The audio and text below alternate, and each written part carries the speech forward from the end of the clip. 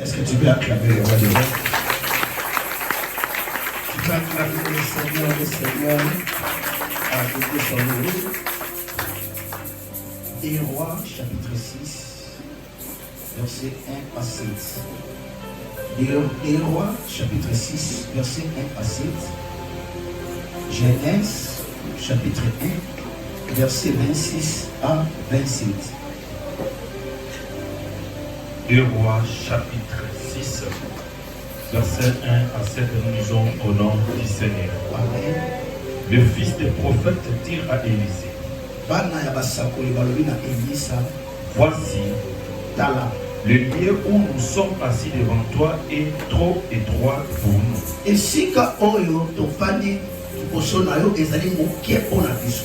Allons jusqu'au Jourdain. Nous prendrons là chacun une poutre et nous y ferons un lieu d'habitation. Élisée répondit, allez. Et l'un des dit, consens à venir avec tes serviteurs. Il répondit, jurez. Il partit donc avec eux. Arrivé au Jourdain, ils coupèrent du bois. Et comme l'un d'eux abattait une poutre, le fer tomba dans l'eau. Il s'écria, ah mon Seigneur, il était emprunté.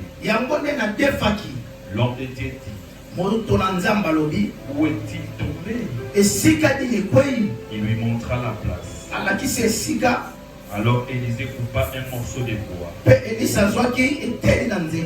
les jeta à la même place et fit surnager les feuilles. Puis il dit, enlève-les. Et il avança la main et il les prit. Genèse 1, 26 à 29. Genèse chapitre 1, verset 26 à 29, je lis encore au nom du Seigneur. Amen. Puis Dieu dit, faisons l'homme à notre image, selon notre ressemblance, et qui domine sur les poissons de la mer, sur les oiseaux du ciel, sur les bétails, sur toute la terre, et sur tous les reptiles qui rampent sur la terre. Parole du Seigneur. Écoutez, Église de Dieu, aime ton solo belalelo, et ça, récupération de ce qui est perdu. Pour récupérer Oyo et Bouraki. Alléluia. Je vais laisser on a expliqué il y a d'autres personnes en compris quand même. Écoutez, Église de Dieu, Kobungisa, Kokozwa. Oyo yo obungisaki na kati na parcours na biso na se na moi tozana makambo ebele oyo biso tobungisa na kati na jeunesse na ebandeli nzambe tango akeli moto abongiseli Edeni na kati na jardin d'Eden. L'Éternel Dieu a préparé une nyonso pour la moto, mais na kati na kobongisa nyonso pour la moto nzambe abandi oyebisa moto yo okodomine likolo na banyama bandeke bambisi. Nzamba bandi kopesa moto bokonzi apesi makambo ebele et l'homme moto na lolenge o nzamba kelelaki ye. Dieu a remis quelque chose dans la vie ya moto. C'est-à-dire, na kati na pombo ina moto nzamba apesi moto nyonso. Na jardin d'Éden, na Genèse, koloba ndi koloba na moto yoko sala boye, yoko sala boye, yoko sala boye, yoko sala boye. Je bénis le Seigneur. Na kokende lisusu plus loin. La Bible dit ceci. Nzamba zo esalobi avant bino. Bokitisa makolo na bino. Na esika ya kolala. Na nzambe. Esi na pongiselaki bino ya malamu. Alléluia. Ayebisi Jérémie boy. Abi Jérémie. Ozomona ndenge ozawa. Malgré ma raison nyonso ozopesa. Ngai nzambe sina ponaka yo. Eba il faut établir yo prophète de la nation. C'est-à-dire pourquoi nous sommes toujours là, c'est que dans la vie il y a moto nzambe azala makambo ya malamu atakati na. Quand bien même moto sopika ya mote, mais laisse-moi te dire dans ta vie na pomo ina yo tu as quelque chose. On nzamba chakati na yo. Tango sa mobali yeba kwa te ezala makambo yo nzambe chakati na yo. Na kati na mobali nzamba jolo bana mobali bo. Mwasi akodépendre na yo. Ba posa na ye ekodépendre pa na yo. Pendant que l'Éternel est Dieu, azolo babongo c'est que nzambe na kati na pensée na na lolenge na c'est que mon père il faut azala na makoki pour ba posa ya mwasi et dépendre pas ya mobali. Alléluia. Parce que lui il est souverain. Comment qu'on va moto yoba ba posa na ko dépendre pas na aussi longtemps pesi moto te. J'ai compris que l'Éternel est Dieu. Après ça comme moto richesse et bénédiction. Et laissez-moi te dire, pendant que vous avez mon bali, au bout de mon bali, peu importe famille ou bimeli, laissez-moi te dire, mais quand il a été un jour, on parle au sein de la foyer, mais moi si vous avez un bon sang, vous ne dépendez pas. Est-ce que c'est mon bali, mon bien Alléluia. Mais qu'est-ce qui se passe aujourd'hui? Moto à Botami, à Koli. Et aujourd'hui, Azana Molongani, de moi si, toi salir foyer naïe. Mais écoutez l'église de Dieu, dans ma salir foyer naïe, il faut maintenant ma besoin nyonso. Il y a l'important. Mon mari, il faut à répondre naïe. C'est Dieu.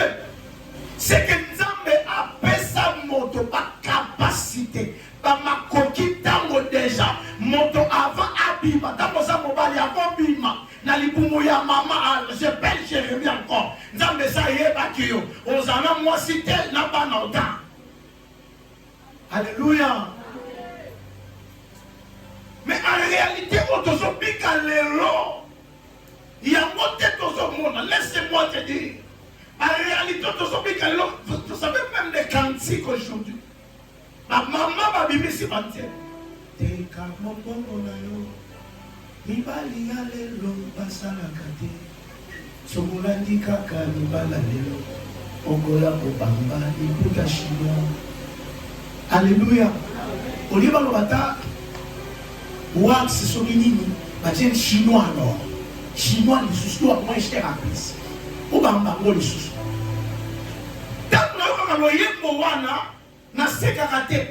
Mais il m'a dit quelque chose dans la case de la bombe.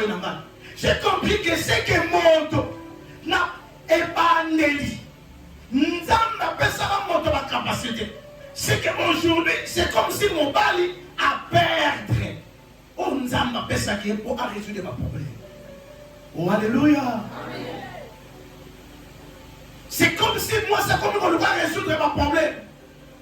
Oh, laisse-moi te dire, la Bible dit ceci, notre Dieu a changé. Il est le même hier, aujourd'hui et éternellement. Alléluia. Et Dieu a dit encore dans le 4 aidé. Moi aussi, au robot à ma douleur. Là, je parlais dès le début. Quand Dieu a dit au robot, moi c'est que Nzambe. Na lolenga sala moi si. Baminga nga basao. Yale siko Nzamba sala ke mwana fanda. Alléluia. C'est que l'olenge Nzamba keli moi si. C'est que la quête de moi c'est le sika mwana fanda. Je ne sais pas si vous avez la c'est que la quête de moi si elle est sika mwana sengenya fanda. Et Dieu dit encore, multipliez-vous.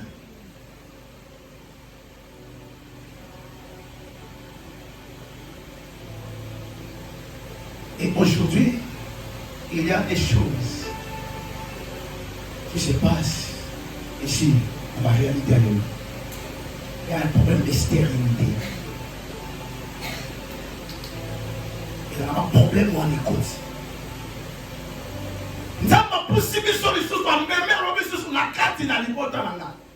Moi, c'est comme ça.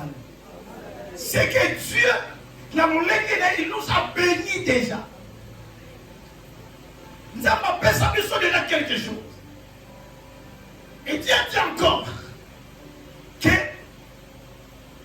monto, on a resalaté, aliaté. C'est Dieu qui a dit ça. Alléluia. On a resalaté, aliaté. Nous avons j'ai compris que son monto, si moi mon mongo là, c'est que nous avons déjà pas un bola et un haut. Zamba pesa déjà mudu. Donc d'autres termes nous pemba wana déjà. C'est que Zamba a permettant déjà pesa biso dans quelque chose, c'est-à-dire son monto qui nous va musala donc Zamba pesa déjà monto à soi.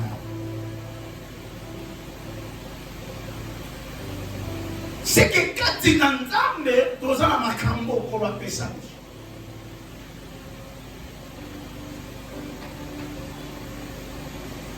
Nzamba lobi okokonza na banyama na bamai bambisi na mai bisika wapi okokonza. Mais aujourd'hui ce n'est pas où besoin de zobika lelo.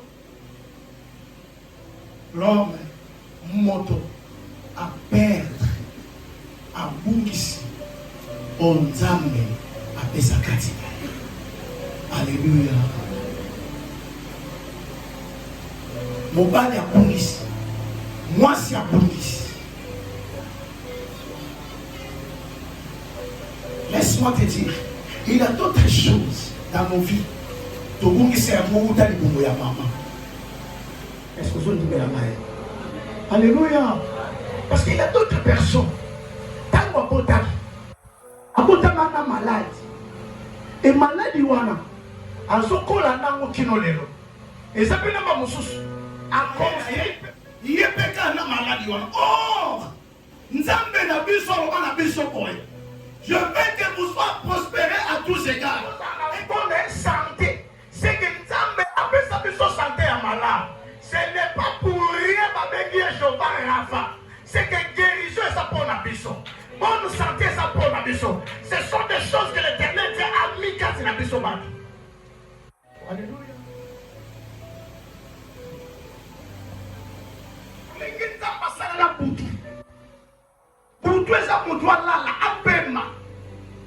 Mais aujourd'hui, ça devient au contraire. Et comme il l'a dit, moto. Vous doit avoir la société. Mais qu'est-ce qui se passe aujourd'hui? Mais qu'est-ce qui se passe maintenant aussi? C'est Esaïe. Un jour, je suis à Boutanina avec les naissances. La disciple va tout dire, maître. Ils ont papa va me soulever. Tu Esaïe mon moi. L'Éternel dit à Dieu, c'est pour la gloire de Dieu. Alléluia. C'est que mon tour en question, dans ma porte à Maki, à Berdaki Nisso. Parce que Zambé, après ça, tout le monde a pu balai, partout il balai. C'est pour ça que j'ai dit qu'il y a d'autres personnes qui vont perdre. Qui vont bungi ça. Oh, nous avons ça, même la carte dans les bons déjà. Oh, alléluia. Parce qu'il y a d'autres personnes à Botami, à Nîmes-en-Bazar, à Botami, malgré mais nous avons la puissance de mes services qui pour appuyer, mais il y a un mot des apôtres à Zambé. Il y a un mot des apôtres à Zambé. Il y a un mot des maladie à peine. Il y a un mot des apôtres à Zambé. Pour ça, nous avons à respirer malade. C'est que pour respirer malade, il y a et ça la qualité sous-souté. C'est pour cela que j'ai dit ceci. Il faut récupérer au Sakine. Il n'est pas bon que l'homme soit seul. Il ne faut pas là. Il ne faut pas là. Il faut ça là. Il faut la bonne santé. C'est ce que Dieu nous a promis. Mais il arrive un moment. Mon Dieu, qu'on perd des news. La Bible dit ceci. À cause du péché que Adam et Ève ont commis, il a dit qu'on perd. On va s'agir. À Bessakiba. Laisse-moi te dire, il y a d'autres choses. Où il biso de Bungisaka. Et ça rappelle un diable à l'issue. Alléluia. Peut-être que tu as péché. Peut-être dans ta vie tu as péché. Tu as fait quelque chose pour essayer de ce que Dieu a mis en toi. On t'a péché au Bungisi. C'est pour ça que ce jour-là, la Bible dit ceci. L'Éternel était crié à son temps à la Adam au savoir. Écoutez l'Église de Dieu. Vous savez, plusieurs parmi nous, à cause de ma péché, il y a du sou. À perdre et s'éloigner. À cause de péché, à perdre Moussala. À cause de péché, à Boumisi Makabé. Oh, alléluia. Amen. Mais il y a aussi d'autres personnes. Et ça n'a pas sous. Il y a sous mon idée. Mais ma saline, ma pote liée, on va faire ça. Alléluia. Amen. Alléluia. Amen. Sur ça, d'accord, on va faire un peu de passion. Oh, alléluia. Amen. Mais il y a aussi d'autres personnes. Et ça n'a pas sous. Il y a sous mon idée. Mais ma saline, ma pote liée. On va faire ça. Alléluia. Alléluia. Sur ça, d'accord, on va faire un peu de passion. Jean va sous l'humanité. Vous savez, ça va tout le monde qui va continuer à faire cerveau. Et ça va sous l'humanité. Vous savez, il y a d'autres personnes qui souffrent aujourd'hui. Et ça dépasse qu'à sous l'humanité. Et ça parce que le monde a sa vie. Combien de personnes ont un criminel à saluer le thème à Montolier? On l'appelle. Mais ça vient à mon bon amour. Vous savez, ça va tout le monde qui va continuer à faire cerveau. Et ça passe sous l'humanité. Vous savez, il y a d'autres personnes qui souffrent aujourd'hui. Et ça dépasse qu'à sous l'humanité. Mais ça parce que le monde a sa vie. Combien de personnes ont un criminel à saluer le thème à Montolier? On l'appelle directement le solo il y a bon samaritain. Et bien dit mon tour, il y a un couteau, il y a un brigand.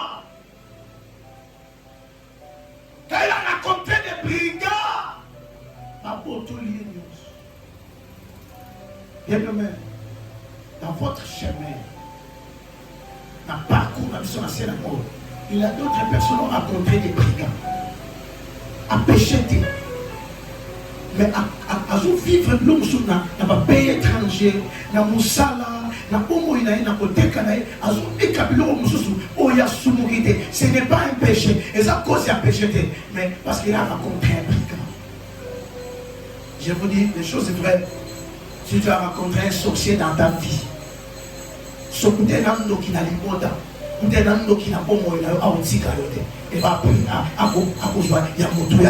comme la Bible dit ceci, Moïse va répondre à ça, égorgé.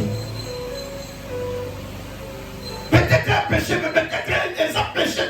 Il y a d'autres personnes qui ont rencontré des brigands, et d'autres personnes qui ont rencontré un volet. Comme nous aujourd'hui, on va souffrir, laissez-moi te dire. On a fait des prières pendant l'homme de Dieu n'a pas la monseka, mais je n'arrive pas à comprendre. 7 ans et 2 mois dans ce j'ai dit, okobota kaka, tout ça, Nzambe, abina kenda ba campagne, c'était dans le Jin, abina kenda ba campagne, na kota ba campagne, ya ba stade na kenda ba retraite, ya ba mangenge na kenda. Les soumounis dans sa vie. Et ce n'est pas un péché. Tu as raconté des brigands dans ta vie. Alléluia.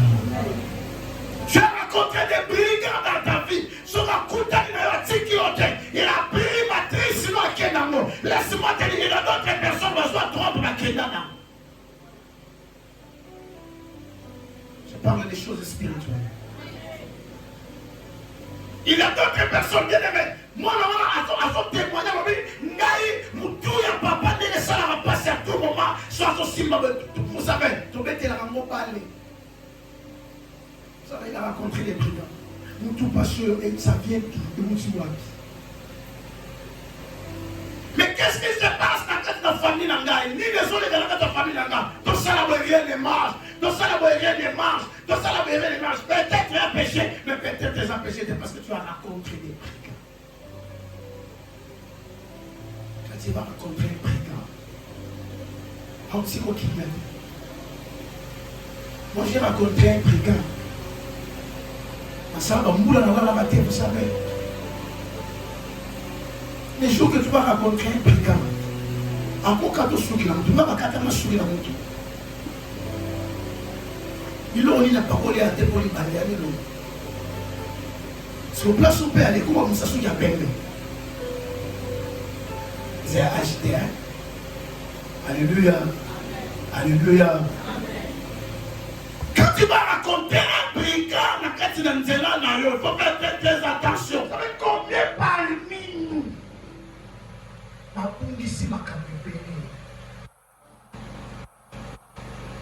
Vous savez combien parmi nous essaient de nous à vous ici? Quand on joue en Anda, quand on arrive à la maison, essaie de essayer.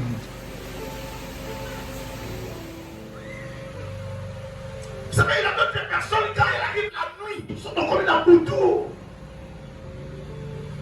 Pour guignon, à l'endroit là, la poussière. Pour guignon, ceci, bien aimé, vous savez, quand on est là, aux ombres, ça, et ça va tout sous la tête. Commencez à réfléchir, compter les torts. Seigneur, salut. Il y a d'autres personnes dans